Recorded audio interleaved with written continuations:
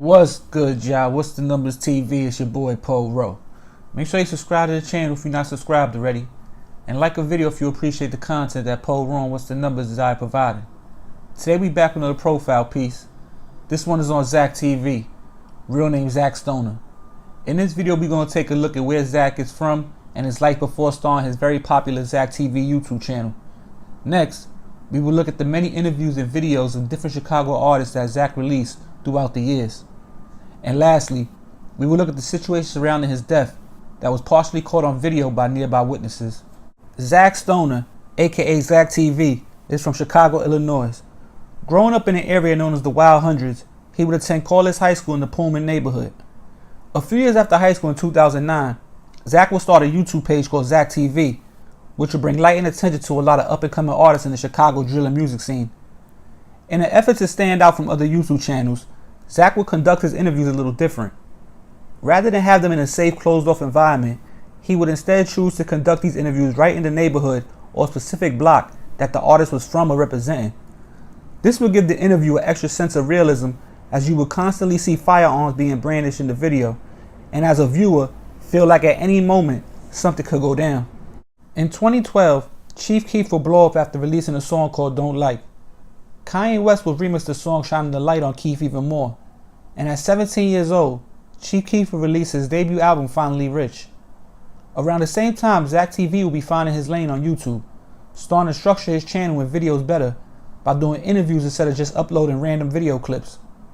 And in 2013, the classic Zach TV interviews would start taking place.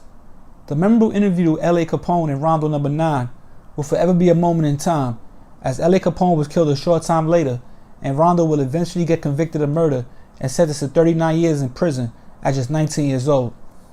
Zach is also the only person to get interviews with OTF Newski before he passed. Newski, who is Lil Durk's cousin, still gets mentioned in songs and on Instagram till this day. Zach, for the most part, would try to keep Zach TV neutral. He would interview both sides of the BD vs. GD war. He would film in O Block over 600, then a couple days later release a video with FBG Duck on 63rd and St. Lawrence. It was Zach's work ethic and connection in Chicago and beyond that would take his channel to the next level, to where Zach would start branching off and conducting interviews with artists outside of Chicago, like the Blickies, a crew of Brooklyn rappers affiliated with the Gangsta Disciples in New York City. Zach was the voice of the streets and one of the main outlets for Chicago rappers. He would often refer to Zach TV as the Hood CNN that shows both sides of an issue. But still, that wasn't enough to keep him safe, because in May of 2018, Zach was shot and killed while driving in the city's South Loop neighborhood. Zach had just left a rap concert around 1:30 a.m. at Chicago's Refuge Club when a car pulled up alongside his and a dozen shots rang out. Zach's bullet-riddled SUV veered into a lamppost. He had been shot in the head and neck and was pronounced dead 3 hours later. Cell phone video taken from a nearby apartment after the gunfire shows several young men running to Zach's vehicle. They speed away after someone screams. It's unclear if they were gunmen or friends of Zach who feared they could also get shot. So far, police have made no arrests in Zach's murder, despite multiple potential witnesses and the street being lined with surveillance cameras. Statistically, a lot of murders go unsolved in Chicago, so we will have to wait and see how this one plays out. But yo, it's What's the Numbers TV. Is a quick profile piece on Zach TV, real name Zach Stoner.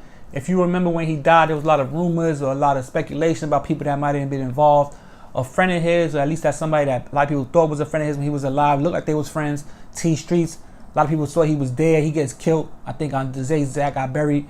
And there was a video of him on YouTube of him going to the police station, and the cop was saying basically like a potential witness. People were pointing the finger that he had something to do with it, and he ends up getting killed the day of Zach's burial. Then you also had some people talking about Zach had ops, regardless from his neighborhood. He still had some people that, was into it with the people that he hung out with or where he was from, and they might have got him. Then you remember they talking about he was covering Kanika Jenkins' case too deep, getting too deep into the case, starting to figure out who might have been responsible for that whole murder case when she was found in the freezer and all that at the hotel. And then you have some people saying it might just be pure hate. That's you know how it is when you're doing your thing, you got the glow, you got the light, and somebody wants to come take you out your glow, and that might have been something that happened. We don't know for sure because nobody's been charged. Maybe some people deep in the streets of Chicago know what went on, what happened with Zach, but as far to the public, it's never been made public why or who's responsible for killing Zach TV. Now, the reason why Zach TV was also big is because they not only just got the artists that was around, you know what I'm saying, got the people that was around the artists, you know what I mean, that the street guys, the guys who get talked about on the comment sections of the videos and all that, like the 051 Mellies, you know what I'm saying, the Can't Get Right, you know what I'm saying, different guys like that people talk about that end up losing their life and become, you know, legends in their own right as far as like for their neighborhood and their hood that they was putting on for.